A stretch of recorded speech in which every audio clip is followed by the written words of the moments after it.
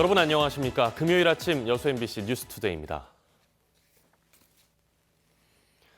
내년 7월부터 공원들이 크게 바뀝니다. 이른바 공원 일몰제가 시행되면서 공원 내 사유지들에 대해 재산권 행사가 가능해지기 때문인데요. 지자체마다 공원 존치를 위해 대책 마련에 나서고 있는 가운데 적극적인 대응을 요구하는 목소리가 커지고 있습니다. 김종수 기자의 보도입니다. 여수시 도심에 자리 잡은 무선산공원. 아름다운 경관을 따라 둘레길이 조성되고 다양한 화유류가 식재돼 호응을 얻고 있습니다. 그러나 공원 땅 가운데 사유지가 많아 여수시가 자체 예산을 들여 매입을 추진하고 있습니다. 순천시의 대표 도시공원인 봉화산공원. 이곳 역시 시민들의 만족도가 높은 시설로 올해 초 토지 보상 계획이 공고되는 등 매입 절차가 진행되고 있습니다. 이렇듯 지자체마다 토지 매입 등 대책을 마련하는 이유는 공원 일몰제 때문입니다. 사유지에 공원을 지정한 뒤 오랫동안 방치할 경우 재산권 침해란 헌법재판소의 판결에 따라 만들어진 규정입니다. 특히 내년 7월부터 시행될 공원 일몰제로 공원 부지에서 재산권 행사가 가능하게 돼 지자체마다 대책 마련에 나섰습니다. 수십 년 동안 도심 녹지 공간의 역할을 해왔던 공원의 기능을 유지하기 위해 발빠른 대응이 요구되는 이유입니다. 광양시 역시 공원의 존치가 필요하다는 데 공감하고 해당 부지의 활용도를 높이기 위해 도내 최초로 용역에 들어간 상황. 그러나 결과가 나오기까지 시간이 촉박한 데다 토지 매입을 위한 예산이 반영되지 않은 점은 아쉽다는 지적입니다.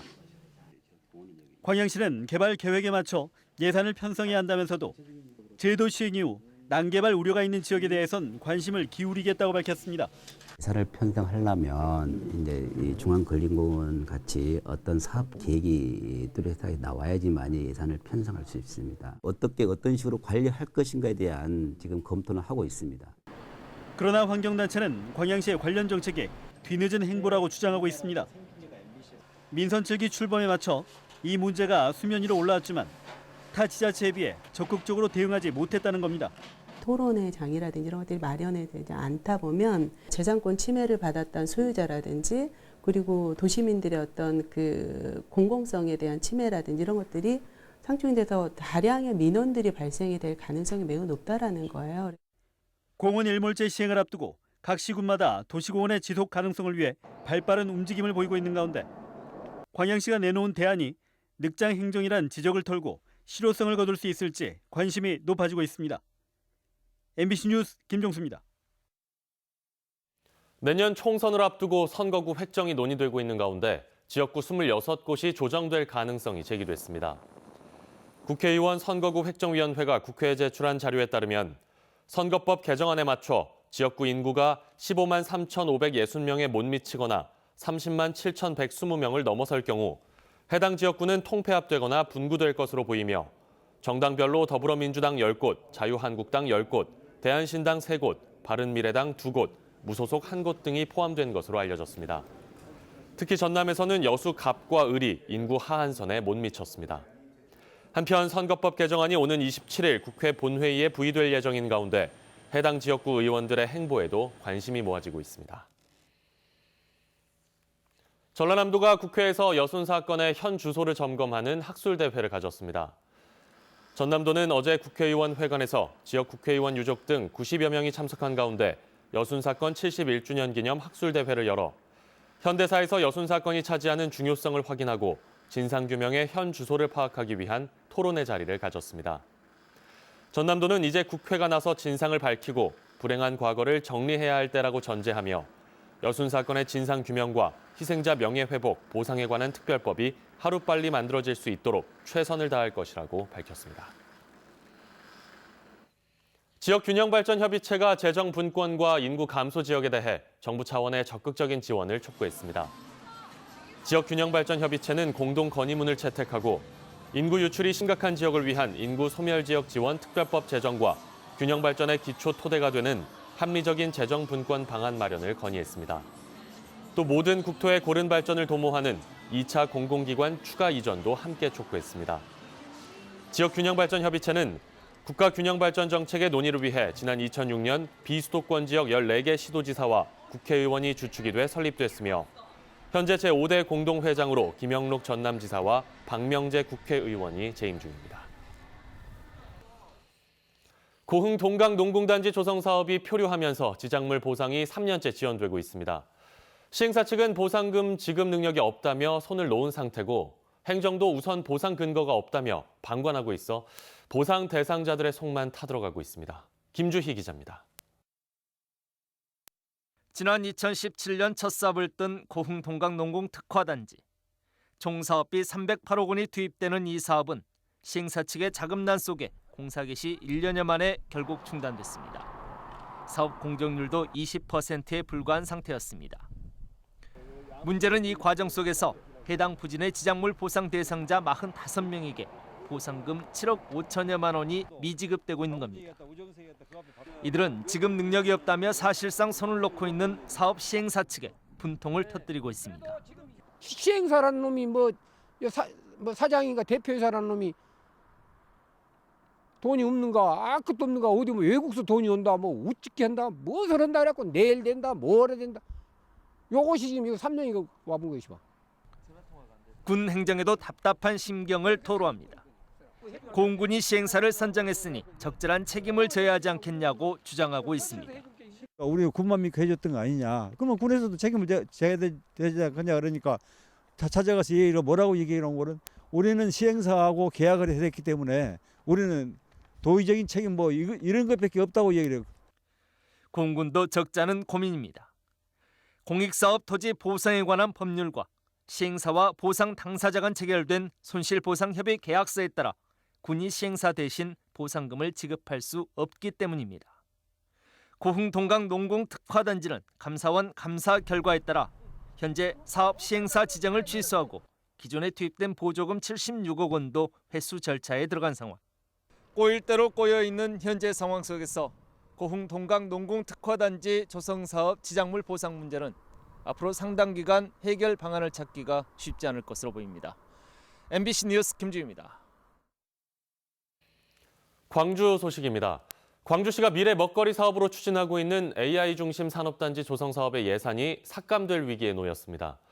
예타를 면제받은 대신 진행하고 있는 정부의 평가에서 500억 원가량이 깎인 건데요. 광주시는 즉각 재심사를 요청했습니다. 송정근 기자입니다.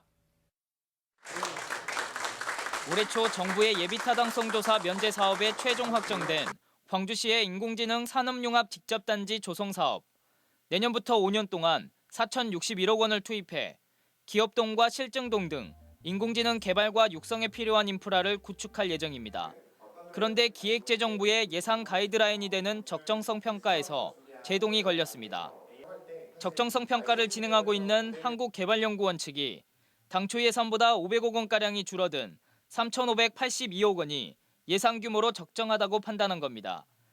내년 예산은 감액 한라를 피했지만 2024년까지 순차적으로 예산이 배정되기 때문에 평가 결과에 따라 영향을 받을 수밖에 없습니다. 우리 입장에서는 4,061억 원 이하로 내려갔을 때는 이 사업의 어떤 다음에 효과성이 상당히 좀 떨어지겠다 판단을 그렇게 했었습니다. 상황이 이렇게 되자 광주시와 지역 국회의원들의 발등엔 불이 떨어졌습니다. 광주시는 한국개발연구원 측에 즉각 재심사를 요청하면서 실무형 인재 양성 부분과 산업용 컴퓨터 장비 구축 등을 위해 당초 예산보다 200억 원이 더 필요하다는 입장을 전달했습니다. 지역 국회의원들도 예산 증액의 필요성을 강조하는 동시에 적정성 평가에서 감액으로 결론이 난다면 감액된 항목을 대체할 수 있는 별도의 사업 예산을 편성한다는 계획입니다. 인력 양성 사업이라든지 또 인공지능을 활용한 치매 관련 사업이라든지 이런 별도의 사업을 편성하는 형태로 해서 어쨌든 깎는 예산을 다른 형태로 좀 확보. 하지만 별도의 사업 예산을 편성할 경우 AI 선도도시 조성과 예타 면제라는 당초 취지가 퇴색되는 데다 해마다 국회를 통과해야 하는 어려움이 큽니다. 광주를 AI 선도도시로 만들겠다며 예비 타당성 조사까지 면제해줬던 정부. 그렇지만 시작 단계부터 예산 감액 방침을 내놓으면서 의지와 진정성이 시험대에 오르고 있습니다. MBC 뉴스 송정근입니다. 광양 알루미늄 공장의 용해로 설치에 반대해왔던 주민들이 최근 체결된 4자 합의 무효를 주장하며 반발의 수위를 높이고 있습니다. 용해로 설치 반대 비상대책위원회는 어제 광양시청에서 기자회견을 열어 비대위와의 협상이 무산됐는데도 광양만권 경제자유구역청이 일부 주민단체와 사자 합의서를 체결하고 합의서도 공개하지 않았다며 경제청장의 사과와 사퇴를 요구했습니다. 비대위는 또 경제청이 주요 원료인 알루미늄괴의 순도와 용해로 증설금지 조항 등 핵심 조건을 변경해 합의서를 체결한 것은 시민들을 우롱하고 기만한 것이라며 공장 입주를 저지하기 위한 투쟁 활동을 전개하겠다고 밝혔습니다. 위니아 대우전자가 광주 공장의 생산 시설을 태국으로 이전하기로 했습니다. 그런데 회사 측이 노조와 체결한 단체 협약을 정면으로 뒤집은 채 생산 라인 이전을 추진했던 것으로 드러나 논란이 일고 있습니다. 이재원 기자가 취재했습니다. 위니아 대우 측이 대우전자 노동조합과 작성한 합의서입니다. 광주 공장을 신설 법인화하면서 사측은 생산 물량을 이전할 경우 노동조합과 사전 합의하겠다고 명문화했습니다. 또 신제품의 개발과 물량 공급도 보장하겠다고 합의문에 적시했습니다. 하지만 석 달 뒤 이름을 바꿔단 사측은 세탁기 라인을 태국으로 이전하겠다고 일방적으로 통보해왔습니다. 법인 신설을 위해 그토록 강조됐던 합의 정신은 법인이 설립되자마자 사라졌습니다. 세탁기 공장 이전은 결사 반대입니다. 죽을 때까지 지켜내겠습니다. 직원들이 합심해서 이 난국을 꼭 돌파하고자 그런 마음으로 지금 투쟁을 하고 있습니다. 이 때문에 광주 공장을 프리미엄 냉장고의 생산 기지로 재편하겠다는 사측의 일방적인 통보 역시 노조는 믿지 못하고 있습니다. 노조는 대주주가 바뀐 뒤 연구 개발 기능이 대폭 축소되고 자산 매각만 추진되고 있다고 주장하고 있습니다. 부평연구소가 매각된 데 이어 올 들어서는 광주 2공장 부지까지 처분되면서 조합원들 역시 불안감을 감추지 못하고 있습니다. 이 같은 노조의 주장에 대해 사측은 생산 시설을 태국으로 이전하기 위해 노조와 사전 합의를 진행하고 있다고 답변해 왔습니다. 이렇게 뭐 협의도 하고 나름대로 지금 대화도 지금 진행을 하려고 하고 있고 지금 그런 과정을 지금 밟아가는 단계다 이렇게 이해를 해주시면 될 것 같습니다. 하지만 합의를 진행하고 있다는 태국 공장은 이미 기초 공사가 진행되고 있습니다. 이에 따라 노조는 사측이 일방적으로 추진하고 있는 생산 라인 이전이 단체 협약을 무시한 부당 노동행위에 해당한다고 보고 노동청에 고소했습니다. MBC 뉴스 이재원입니다. 어제 2020학년도 수능이 끝났는데요. 올해 전남 지역의 수능 결시율이 지난해보다 소폭 상승한 것으로 나타났습니다. 전남도 교육청이 수능 3교시 이후 집계한 결과 올해 전남 지역 46개 시험장에서 치러진 수능시험 응시자는 모두 14,435명으로 1,417명이 결시했습니다. 결시율은 8.94%를 기록해 지난해 수능 결시율인 7.94%보다 1%포인트 상승했습니다. 전라남도 교육청이 수능 이후 학생들의 자기 개발과 다양한 체험 활동이 이루어질 수 있도록 학생안전 특별기간을 운영하는 등 학생 생활교육 계획을 수립했습니다. 이 계획에 따라 단위학교에서는 교과 연계 어울림 수업과 학생자치회가 주관하는 어깨동무 활동을 강화해 문화예술 프로그램을 적극 운영하기로 했습니다. 또 자동차나 오토바이 무면허 운전 사례가 발생하지 않도록 안전교육도 강화할 예정입니다. 전국적으로 10가구 가운데 6가구는 김장을 하는 것으로 조사됐습니다. 한국농촌경제연구원이 지난달 17일부터 이틀간 전국 소비자 600여 명을 대상으로 설문조사한 결과 응답자의 63%가 직접 김장을 하겠다고 답했습니다. 또 김장을 하겠다는 응답자 가운데는 절임 배추를 선호하는 응답자가 55%로 신선 배추를 선호하는 응답자 45%보다 많았습니다. 광양 매화축제가 전국 축제들을 대상으로 한 평가에서 잇따라 좋은 성적을 거두고 있습니다.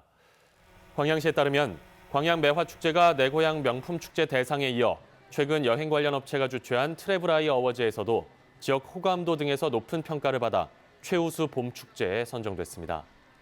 올해 전남 대표 축제로 지정된 광양 매화축제는 지난 3월 130여만 명의 방문객 수를 기록하면서 지역 관광산업 활성화에 도움을 주고 있습니다.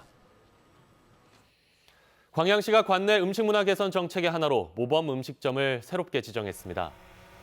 광양시는 올해 모범 음식점 신청업소 50여 곳을 대상으로 위생과 맛 등을 현장 평가한 결과 모두 32곳이 지정됐다며 표지판 부착과 비품 지원 등 다양한 혜택을 제공할 예정입니다. 지난해 광양시에서는 46곳의 모범 음식점이 선정됐지만 심사 기준이 강화되면서 선정업소가 줄어든 것으로 분석됩니다. 전남도 내 유인도서 가운데 응급의료 헬기 이착륙이 가능한 섬은 25%에 불과한 것으로 나타났습니다. 전남도의회 최선국 의원에 따르면 전체 25%인 70곳에 불과한 것으로 나타났습니다. 지금 눈은 춘천 등 영서 북부와 경기 북부 쪽에서 오고 있고요. 서울 등 수도권 곳곳으로는 약한 비로 내리고 있는데요. 이 비구름이 점차 다가오면서 강수 지역이 늘어나겠습니다. 경기 동부와 영서의 최고 1cm 안팎, 강원 산간의 최고 3cm가량의 눈이 더 내려 쌓일 수 있겠고요. 그 밖에 중부와 전북, 경북에도 비로 조금 내리겠습니다. 오후부터는 스모그가 유입되면서 중서부에서 먼지가 짙어지겠고요. 주말인 내일은 대기 정체까지 더해지면서 더 많은 지역에서 공기가 탁해질 걸로 우려됩니다. 먼지는 일요일에 전국에 비가 내리면서 씻겨갈 전망입니다. 현재 기온 대부분 영상권으로 출발하고 있고요. 낮에는 추위가 더 풀려서 서울이 14도, 대구가 16도까지 오르겠습니다. 날씨였습니다.